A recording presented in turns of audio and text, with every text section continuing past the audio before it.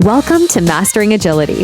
If you want to listen to authentic conversations with the most inspiring guests, find like-minded people in the Mastering Agility Discord community, or both online and face-to-face events, this is the platform for you. Grab a drink, sit back, and join professional Scrum trainers Sander Dorr, Jim Sammons, and their guests in an all-new episode. All right, folks, and welcome back to the Scan Agile episodes. And buckle up because today's episode is going to go deep. We're joined by Michal Epstein, who just gave an absolute masterclass on bringing Agile to the biotech world. You heard that right, not software, but biotech. And the coolest part, Michal's got this way of breaking agility down to its essence. It's not about scrum boards or story points. It's about cadence, creativity, and stopping long enough to actually think. Wild, right? It is. We get into how Agile is misunderstood in tech, why sprint reviews are often broken, and how biotech might actually be doing it better because they don't come in with all that baggage. Oh, and we're also going to cover everything from bad sprint goals to stakeholder seagulls and even manage to squeeze in some Seinfeld. Michal may not be Elaine, but she's definitely dropping knowledge like a boss, Jay Peterman style. Let's get into it. Michal, thank you so much for joining us. How are you? Thank you. I'm very happy to be here. How are you? I'm good. Happy to have you. Are you still good, Jim? I am doing wonderful. Man, it's been such an energizing day and a half already. Right? We're not done yet. I know, but I can see the end, and I kind of want 2 more days of this. Yeah, me too. Agreed. Yeah. How did your session go, Michal? I think it was pretty nice. Yeah, I got a lot of feedback after that. I think Agile in the biotech is a pretty unique session, pretty unique topic. Starting to spread out, and I'm happy about that. So to understand that Agile is not only for software, and I think it's transcend the idea of Agile not being practice, but more of a mindset. How do you describe that mindset when, let's say, a non-tech or software team asks? What would it mean to embody the Agile mindset? It means that you have to, for me, it's about the cadence of stop what you do, think about where you want to go, and then continue. So to get the feedback loop done. And it doesn't matter exactly how you do it, as long as you have a cadence that is not too long or not too short, and that can really direct you to where you want to go. It makes you think. I need to stop in order to energize myself and continue. I like the energizing part. What does that mean to you? What does energizing look like? That's a good question. Maybe the better word would be to charge yourself, energize or charge yourself with creativity, more idea, questions, challenges about what you do, if you do it right, if you want to continue, if you want to do something different. And you have to stop, really stop every now and then, even for a short while. Okay. Otherwise, you just go down the slope until you get to the low end. It's funny because that very cadence that you're mentioning of stopping, planning, doing, and reflecting is one of the top things that tech teams seem to dislike. I know. Right? They're like, well, why do we need to, right as we are getting in the flow, you're asking us to stop and have a couple meetings and do all this stuff. So why do you think that is? It's a good question. On my way up here, and I had 6 floors to climb, so I had some time to think. And I was thinking, why it doesn't work for techies too much? For many organizations, it doesn't really work. It bothers them, as you said. And I think that even when we describe the role, when we recruit people, then we say that we want highly qualified tech, but we don't say that we want people that care for the value that they are delivering for their customers. And highly performing techies, their value that they are getting from the work is to work with technology. Just let me do the thing that I know best. I don't care what's going on from the other side. I do the best I can. I develop the best piece of software. How does they use it? What do they want to do with it? I don't really care. So maybe we need to change even the job description when we are hiring tech. We do need great tech people, but they need to care about what they are delivering. Sometimes even a little more than, there are many professionals out there, but not all of them really wants to understand the value that they deliver to others other than themselves. Yeah, and I think that ties into a topic that we've been discussing multiple times before, that people don't really understand why they get out of bed, what makes them happy, where their energy comes from, what they want to contribute to.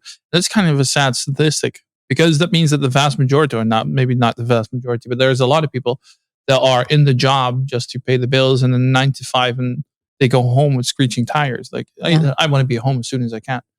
Or they like what they do quietly. I mean, let me write my code. I will give it to you when I'm done and leave me alone. But when we work in Agile, we don't want to work that way, because then we are getting the wrong thing maybe, or the risk is higher. And eventually we pay more for our mistakes. And during your amazing keynote this morning, I took a picture of your your slide about the sprint review. And I think that this is kind of one of the hidden powers of sprint reviews, right? Is when the team, those techies who just want, because I think you're absolutely right. They want to keep doing what they enjoy doing and what they're paid to do. But when they can see the benefit or feedback from the stakeholders about what they did, I think it can, over time, as it becomes more and more useful and actionable, it can incentivize them to make the time to pause and to get back at it. But so in Sunder's keynote, there was something about stakeholders can't come to the sprint review. And I said that to a client a few weeks ago, and they asked my opinion on a sprint review that I was observing. I said, it's only the team here. And they're like, well, who would you have here? And the funny thing is the person asking this question was the Scrum Master. They're like, who would you have here? I'm like, well, stakeholders, executives, leaders, maybe even a customer. And their response to me was, Jim, I'm really surprised to hear you say that those type of people should come here. And I had no filter. I said, I'm surprised that you're surprised. You're a Scrum Master. I have to say that in my talk about the biotech, I mentioned that the biotech in Agile, they are still greenfield. They don't really aware of what Agile means, and many of them don't know what it is. So when I teach them, they don't have the previous ideas about what the reviews are. And then the review became really one of the main high impact routines for getting true feedback, to really have a discussion between the team and the stakeholders about what we achieved, what's going on in the market, how should we move on. And this, unfortunately, I haven't seen too much in software development. It's mostly about, I will show my colleague what I did. It's probably a waste of time, but we are doing Agile, right? And then applaud, and then goodbye. So they don't really get a feedback. They continue with the backlog that they refined like 2 months ago, and that it's not a real feedback. In the biotech, by the way, refinement is not, I have experience with at least 5 or 6 companies from the biotech, and refinement is not very much relevant, because their outcomes from the sprint has a huge impact on the next one, on the decision. So it's like 2 days of meetings and reviews and planning and refinement to get to go. So they really use it as you mentioned. And that's super interesting that it's not happening really in software. So it's not real agility. And I understand that they say that it's a waste of time, because it is. No, but often people, like these sprint reviews, people forget to think about what kind of feedback do we want? What are we looking for? What do we hope to learn? What do we want to get out of this? In many teams, it still feels like it's a one-dimensional relationship. We got to tell our stakeholders what we've been doing just to justify the time that we've been investing, right? Exactly. And that's not what these events are for. It's a real relationship. It's a collaboration, and that's something that these teams should really ingrain in whatever way that they're doing. And since they have to show them how much hard they work, so they show them the work, but not necessarily the value. And the communication is not really, I want to show you all the code that I wrote, and I see that so much, and it's not interesting. Really, it's not. I trust you are a professional. If I don't know how to write a code, I can tell you if it's good or not. It looks awesome. I trust you on that. But what are you delivering me? And again, in the biotech, I saw that working really great. And another impact that it delivered, this one of them was a review, is that the team really had a lot of impact about the next steps of the development, which I, again, unfortunately, hardly see in software. It just, we have the PO tells us what to do. We just do it. And incidentally, that experience I had, their way of solving it was exactly what was on your slide this morning, which is, well, if we don't invite the stakeholders to the sprint review and we can't get that feedback, let's prepare a report for them. Then the report has to take time. It has to answer a lot of questions. And the worst part of that is they're mostly guessing at what the reader wants out of the PowerPoint sprint review, right? And one of the things that team and I are working on is they've been encouraged, rightfully so, by some great leaders in that company of, we want to see more of the sprint goals talk about value. And I had a product owner admit to me, I feel like my sprint goal does that. What are they looking for? And I said, well, I don't know what they're looking for, but show me your sprint goal. And he did. And it was a good description. It was a good sprint goal. Like, I think the three of us would be like, yeah, it's not bad. But I said, it's telling about what you're doing. Talk about why you're doing it and what the customer can do after it's done. And they're like, oh. And so then we had to talk for 10 minutes about what that would sound like. And they got it. Like, that PO was like, I see how this is better. It feels a little bit like, oh, this is semantics or whatever, but it was objectively better at describing the outcome of the sprint versus the work of the sprint. Yeah. But I have another point of view. Many times I see the stakeholders, for example, if it's an IT organization, so their business partner are afraid, literally afraid, to provide them with short-term goals or feedback because of they are used to get deliveries after a long time, and usually they are not 100% happy with that, okay, or a very low percentage of happiness of that. And they are afraid that if they will settle for less time, they will get even less. So they really want the entire package and they don't want to be involved. They're really afraid they don't get the essence of get the subway every 5 minutes. Okay, they are used to getting their train every 2 days. And if I will wait only 5 minutes, then you will never give me the 2 days. So it's a problem, and I feel I'm struggling a lot with many of my clients. There is a big struggle between the unhappy business partners and the IT, which is really frustrated because they cannot speak the same language and they are afraid to try to speak the same language and support each other and trust each other. This is basic stakeholder management, I think. Absolutely. I teach a lot in stakeholder management. It's a really good class where we dive specifically into this, where we think about who are our stakeholders, what kind of stake do they have? Because many teams listen to the hippo, right? The highest paid person's opinion, but you got more like these types, the zebra, the zero evidence, but really arrogant. And the seagulls, those stakeholders that fly in, shit all over the place and then fly out. But I like the dementors as well. Those people that suck out all the joy out of your meetings. Okay. But when we map those people, what kind of influence do they have? What kind of interests do they have? Then we can already filter out who do we really need to collaborate with? Who do we need just to monitor? Who do we need to keep satisfied? And who do we need to keep informed? And based on that, we can build a strategy. What is this person's task? What do they need to hear? What information do they need to have? How are we going to present that? In what format? How do we do that? And who do they listen to? Yeah. So we can think about how can we help this person as good as possible by providing them with the information that they need from us to do their jobs. But that requires that we talk to our stakeholders and verify these assumptions that we have. The IT many times used to absorb all the things that they are bringing us, all of these animals, and they're trying to please the IT. But instead of pleasing them, try to be more proactive, try to really understand, try to collaborate with them, try to be the service provider that they really want. Because when they want to please, they just take everything. And I'm talking with many of them and they say, there is no other way. I have to do everything.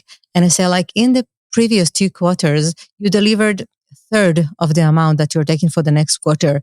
So what's the most important third? There is no. So how can you be proactive? How can you approach them? They're really kind of afraid. I mean, there's a really I think it's multicultural and global mistrust between the business partner and IT. And I find it really weird. A lot of tech teams put the business on a pedestal, right? Like they either vilify them or they treat them as untouchables. And I'm like, they put their pants on one leg at a time, just like we do, right? And that team, to give a little practical advice for the audience, like I'm not advising a team that's never invited an external person to the sprint review to immediately send an invite to the C-suite and like all these key leaders and customers and all that stuff. And I encourage them to bring in some friendlies first, like bring in an external that you have a good relationship with or a good rapport with, or that you think will provide constructive feedback. I also don't advise, like, if we know that it's highly likely that this sprint review is either going to deliver, maybe it's just delivering a bunch of just stuff that's got to get done, right? Not non-value, but important work or whatever. Yeah, maybe that's not the best sprint review to invite people to first.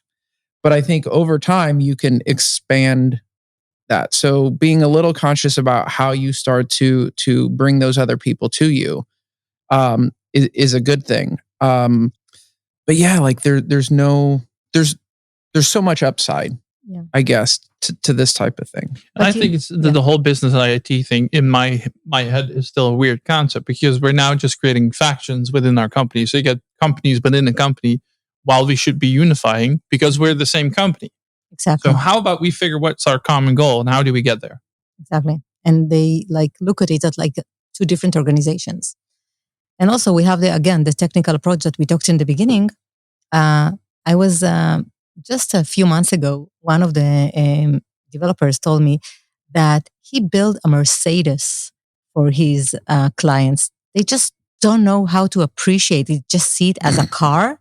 So it's their problem. And I said, really? Is it their problem? I mean, and he couldn't grasp the idea that it's not their problem. Maybe they didn't want a Mercedes. Well, and that is something I've heard a lot where the techies will say they're not going to understand what we're going to show them anyway. And I said, well, maybe you just need to get better at explaining it to the business. Mm-hmm.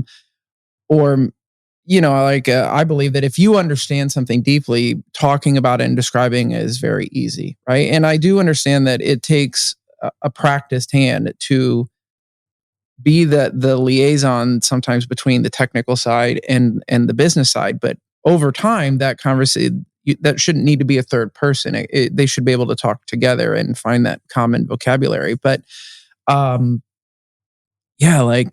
there's an old study that I reference a lot about airline customer satisfaction. And you would think that on time and some of the more tangible things would be the customer airlines that get the highest satisfaction, but it's not. It's the ones who communicate the best. Like, even though they're not the most on-time airline or they don't have the least cancels or delays, it's because they provide that transparency and that awareness. So I think that the other big, huge benefit for all teams, tech or non-tech, at Sprint Review is you're bringing people a part of the process. They can see the good things, they can see the bad things, and you're avoiding that inevitable cold shower at the end when somebody's going to be disappointed, because it's never all, tulips and daisies. I think the mindset of the IT must change from a service provider to a partner, and from being efficient to being effective, to make more impact. And people think in terms of efficiency, doing fast, I'm a service provider. That won't help. Right. Like, have you both seen this? I'm sure you have, but this internal customer versus supplier behavior. Like, I get it if you're making a product that is external facing, but inside of large companies, it's very much like, I'm the customer and I'm always right and I'm going to demand what I get. Like a petulant Karen at a restaurant. It's like, but you're all on the same team. Like, you have the same goals. You're in the same company. So I understand that one of you may be doing work for the other's consumption, but it just feels toxic to create that supplier customer relationship. Well, maybe AI will solve this in the future. I don't know. There are many talks about AI in this conference. So yeah, I was having a conversation about that earlier as well. I think we're still too much hyped on what AI could do in theory and doesn't do actually yet. Like, I see too much theory going on, and not this is how we actually receive or create results by doing AI or by leveraging AI. I see too little of that. Do you think? Yes. I also think many organizations are going to find that even if they can prove the return on AI, they're going to either have to quickly or they're going to find themselves late to get over all the hurdles to get AI in through legal, audit, security, et cetera. It's like, there's a lot of what I call the field of dreams approach. Like if we just build this great AI thing, or if we just deploy Copilot perfectly, or if we just embed this other AI tool, it's going to be great. Yeah, but how do you have to do that? Like, are you allowed to do that? Et cetera. And those parts of organizations can kill even really good ideas because of risk mitigation type things. We have a question from the audience for you, which is, you mentioned non-tech teams embodying the Agile mindset. Are there any, maybe a traditional department or types of teams or groups of people that you really think like this is the next green field for agility? Ooh. Types of team or types of industries, maybe? Yeah, take it wherever you want. Like who do you wish would be the next to say, I want this Agile mindset thing? That's a good question. Well, we all know that we use some Agile in the family stuff. Well, when you have kids, so manage their time, reduce stress, so have transparency and like some planning ahead with some space for unplanned and how to deal with that. So you can take that into personal management and family management. But it's already there, I think. I mean, it's in some parts, yeah. At some parts, when it's not your kids, though, it's always work there. Yes. But I think I just recently was approached by a client from the building industry. They have large project of aluminum for constructions. So maybe construction. And one thing that I already did is put people from different disciplines, engineers and others, project managers and etc. in one room. That's all they did. And it improved their effectiveness automatically. Just to sit together, different languages, same company. Okay? Right. Bring all the chain flow together. Only this thing that I did, and it already had a tremendous improvement. So maybe I'll work with them and maybe it will become more prominent in also the construction industry and maybe other industries. But we need to, again, I think here the mindset is much more important than the practices. It's not about potentially shippable product increment. It's different, even in the biotech, and many things are different. So we need to be more agile, right? And flexible in our thinking, how we provide more feedback, how we do shift left for the risks. This is why we need that. Okay. That's interesting because I agree with what you're saying. Like we need to do a lot more with risk mitigation. However, not having teams talk to their stakeholders is a risk as well. It's a huge risk, and still many organizations keep fostering that and keep sustaining that behavior. So the question to you both, how do we mitigate and start moving that needle into facilitating more stakeholder collaboration? In terms of risk mitigation? Well, it is a risk that we don't talk to our stakeholders. Oh, yeah, absolutely. Well, I think some of the really early things that I do is I'm just like, when somebody tells me, I don't think we can invite people like that, I'm like, okay, let's say we don't. Let's say we don't for the next year. What could go wrong? So one of the phrases I ask a lot is, what could go wrong? Or what will this lead to? And Warren Buffett has, one of his catchphrases, and then what happens, right? So we're going to do this. We're going to invest in this thing. Okay, and then what happens? And that's just what I call like systems thinking 101. It's just cause effect. That's kind of how I start. And normally I don't have to do much more. They're like, well, then this could happen. I'm like, okay, is that an assumption or is that a fact? Well, because if you're headed in the right direction, you're building the right thing, you're building the thing right, great. What if you're not? I think it's a very good question. I just recently asked one of my clients. They told me that they don't need stakeholders' involvement in that project because it's pretty safe and they're about to finish it within about 1.5 months. They don't need that. It's okay. It's pretty easy. And I said, okay, so let's assume that it's pretty easy, but what can go wrong? And it took us 2 minutes to have at least 5 or 6 pain points. And I said, okay, now what? Right. So that's enough. Right. And Tuesday, a few of us in the room are going to be able to have a number of conversations like that. Like, okay, maybe we are 90% done, and we think that the risk is low that this is going to hit the skids somehow. Mhm. But if you have 5 or 6 things, then what my next question is there anything we can do to cross one of those off? Well, if we could get this answer from this person, we could cross that one off. Okay, can anyone here do that? There's almost always somebody's like, well, yeah, I can do that. I can do that. Okay, good. Like, I think people make these things out to be like really big, unsolvable, or they're like, oh, like what could we possibly do? And our job is, there's a reason I call myself a catalyst, right? I'm trying to create change. And if it's like, if I can take a list of 6 things that could go wrong down to 4, hey, that's a great day for me. That probably pays for my cost for that day. I had this lesson when I was much younger and a first-time team lead. And then, I was promoted to team lead because I did my work great. Okay. So now it was really, really hard for me to trust other people in the team to do the work as great as I did. Okay. So what did I do?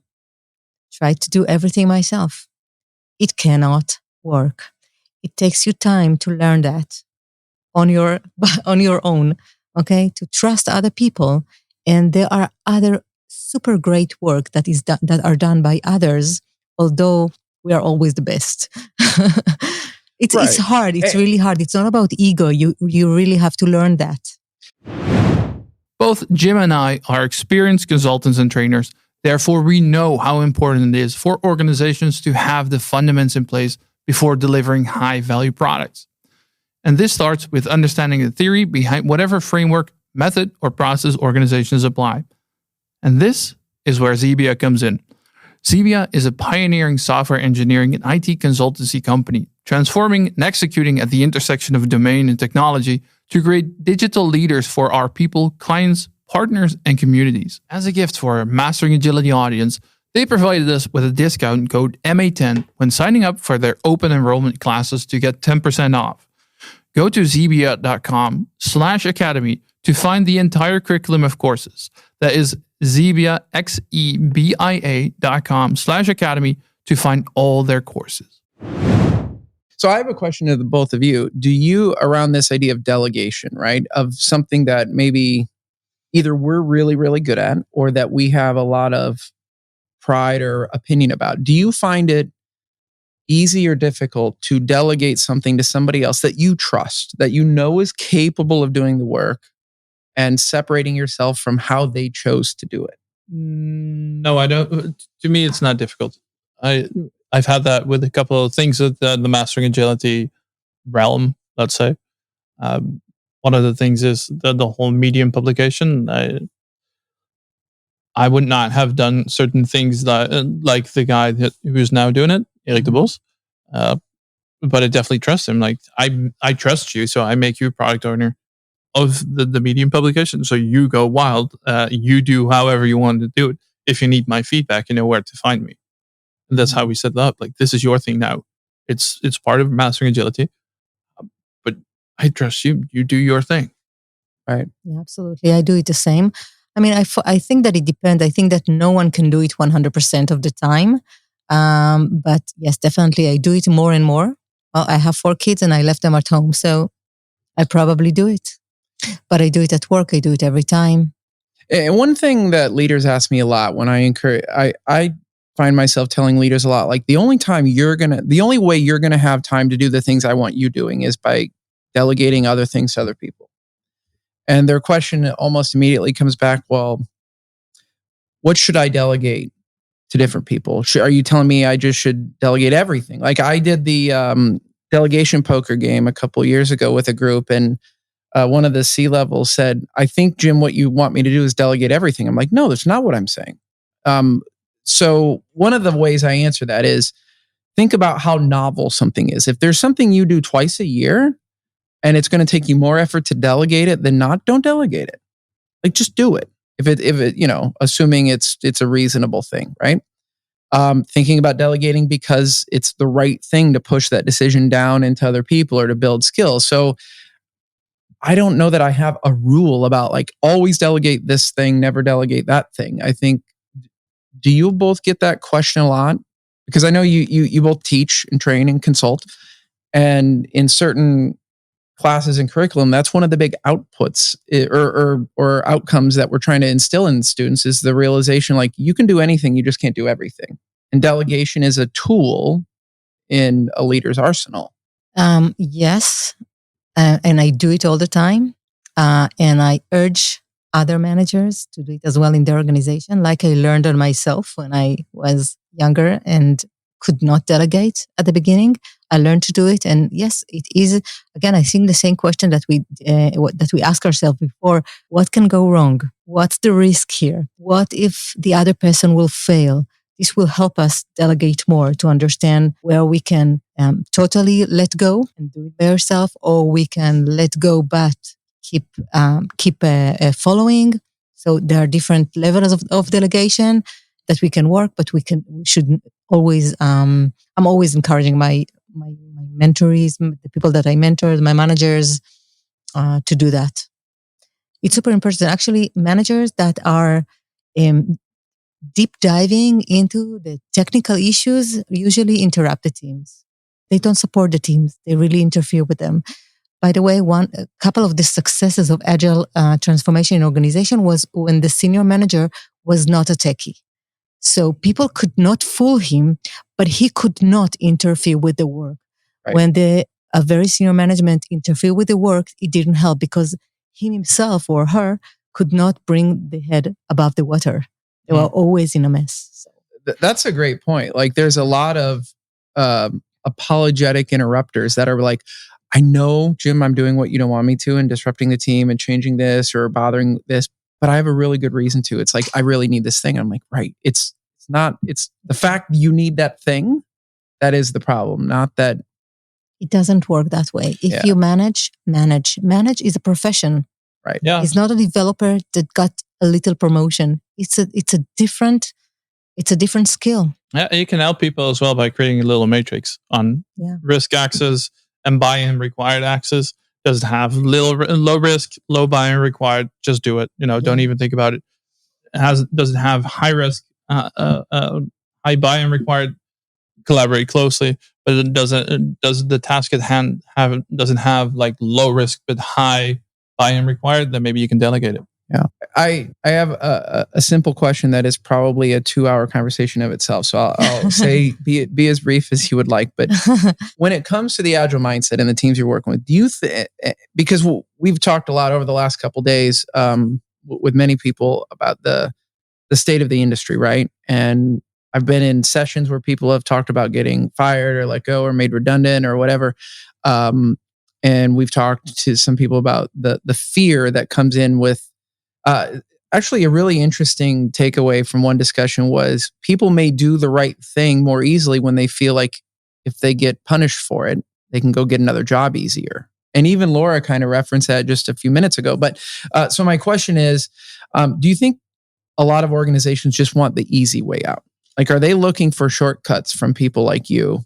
And when they realize how long and how many tentacles of things are involved with what we do, they're like, oh, screw it. This isn't the silver bullet that I thought it was. Yes. Still in 2025, right? Yep. Yes. In too many, sometimes not. And then it works better. But yes, many times. I mean, just tell me what to do. The old phrase, just tell me what to do. Or I know what to do. This I like better. Right. I know what to do. Tell the team what they need to do. Yeah, and also if you have these people that say, just tell me what to do, well, then think critically for yourself. No, that's not what I mean. That's what I pay you for. Yeah, that's a good answer. I'm going to use it. It's not that hard. Yeah, but I'm not sure that I'll have a job later, but I'll try. Sure. I'll let you know. Then that might not be the right organization for you to work in anyway. Right? Yeah, that's true. That's the thing. It's these kind of skills and characteristics that is not properly thought through when we look at the team composition in many cases. Like critical thinking? Yeah. Yeah, and it doesn't I'm not saying that everyone out there has to go become a systems thinker and like embody Peter Senge and all that stuff, right? It can start with Warren Buffett asking, and then what happens? Okay, and this. And what are the possible outcomes? Like as a poker player, and this is why on this podcast I've recommended Annie Duke's books countless times, because poker players innately know that statistics will kick in. And if something is going to happen most of the time, that still means it's going to not happen some of the time. So if you're an 85% likelihood to win a hand, it still means 15% of the time you're not going to. So that's kind of and then what happens? Okay, well, and then I go home. I fly home from Las Vegas with no money in my pocket. Okay, so what should you make a decision on? And in poker, we call that EV, expected value. That sounds an awful lot like agility, right? Like if you say, well, here's 3 possible outcomes. What's the expected value of each? And if you're like, well, this really bad outcome is only 10%. This one is 80%. And this other one is 10%. Like 10%, we're going to become the next unicorn and we're going to get acquired by Google. 80%, we're going to be fine. We're going to deliver a great product to market. And 10%, we're going to be out of business in 6 months. Cool. How likely are those things to happen? What would lead to those to happen? That you don't have and to are you willing to accept the risk? Because statistics say that one time is 100%.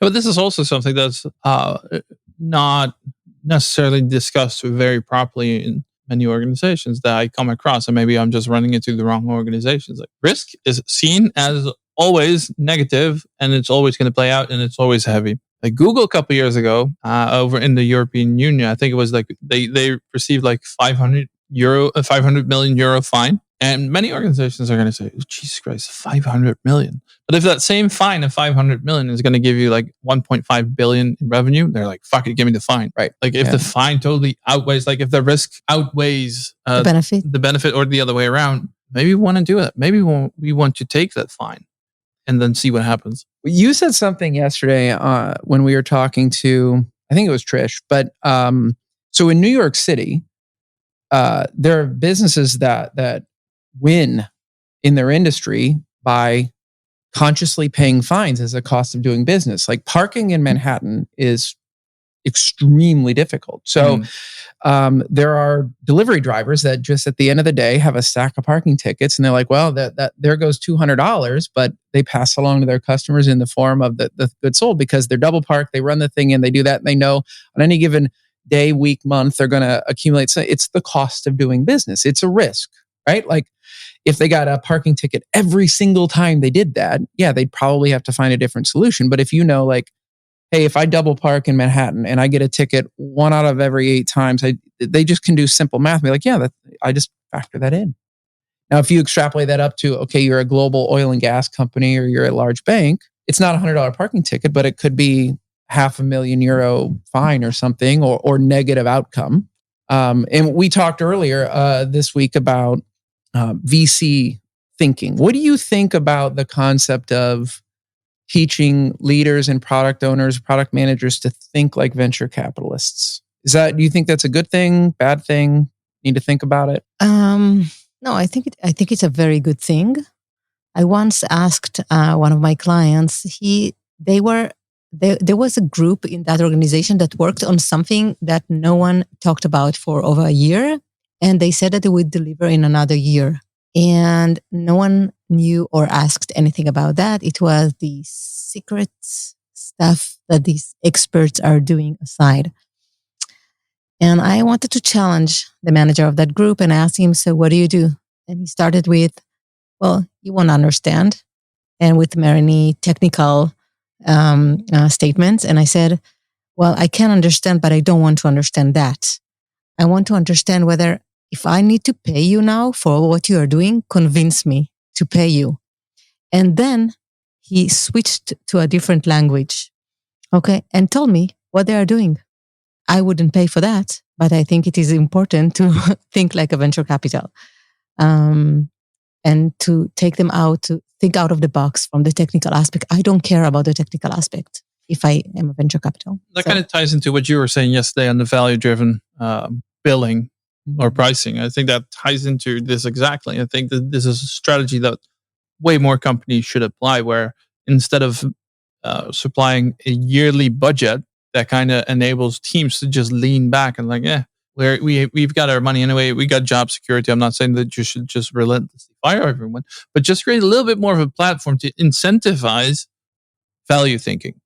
Like we have to do the most valuable thing right now, because else if we're just going to comply with our other 1,283 backlog items, then we'll not really deliver value. So the investors now can deliver, for instance, in trenches of 3 months. Now we will reassess after every 3 months what's the value that we've been delivered, that's been derived. Do we still find it valuable to pursue the product that we're building here, and how much money do we have for that? How much do we want to invest in this? So you get a whole different dynamic of your team and the way that you structure your backlog, you structure your roadmaps, and how you progress with that.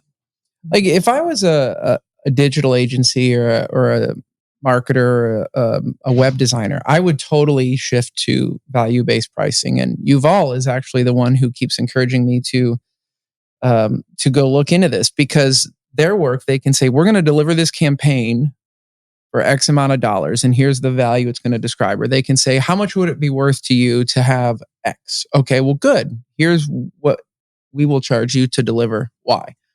I find it a lot harder to think about organizational change being a value-priced model, because now you're doing one of two things. You're either asking me to contractually tell you I'm going to change your organization in this way, which I think most of us would say is a fool's errand, or you're saying, here's what I will do for you. I'll run these workshops, I'll create these artifacts, I'll do this, which, what if those are the wrong things? So I think it could work, but it would you rather, to form this into a question for you, Michal, would you rather structure an agreement with a client based on value or based on time and materials, let's say, and why? It's a hard question. I know. I still don't have an answer. That's why I'm asking. And as a consultant, sometimes I work with with the organization, and they ask me, okay, so how we will pay you by delivery. And I say, no, but I'm a consultant.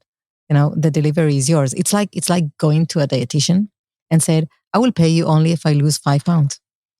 But that's not a dietitian work. I mean, they have work, right? They need to motivate us, to help us, to support us, to guide us. But we have to do the work. And in consultancy, it's the same. So it is tricky. It is tricky. Our lives are tough, right? But they are interesting because of that. So. Like imagine going to your therapist or your mental health counselor and saying, I will only pay you X amount of dollars if I feel better, or if I am less anxious. Yeah. They're going to likely be like, yeah, that's not how it works. I'll only pay you when I'm happy. Right. When I cry, I don't pay. Right. Oh, sorry, I cried last night. No check. Sorry. No. Not too bad for you. Well, that reminds me of the time that I was teaching at this airliner, and part of their management just came back out of a meeting with a vendor, and that vendor specifically want to have noted in their contract that if they deliver more story points at the end of the sprint, oh my God, than they forecasted, they would get 15% bonus. Super agile. Very agile, and also super easy agile. to game. Yeah, absolutely. Did you head that off before it could become a thing? Yes. Yeah. So I've seen this before. Seeing the audience smile. At a large bank, I saw this where there was teams on the floor who were paid by story point. And there was punishment below a certain amount and bonuses above a certain amount. And somebody asked my opinion, what I thought of. I go, that's the dumbest thing I've ever heard. You're like, you're a bank. You know better, right? Like, and they're like, yeah, I don't know who would write a contract like that. I'm like, I don't know, but I guarantee you they work here. Like, probably. They're in this building, most likely. I was once in a very embarrassing meeting with one of our clients. The management there didn't approve any user story with more than 4 story points. They said, if it's 5, break it. Sounds good, right? But what they didn't know, so I remember that there was a discussion about one user story that the team estimated for 5 user stories, and the manager was really angry, and he shouted at this product owner, you have to work with the team. What are you doing? We cannot accept user stories with 5 story points.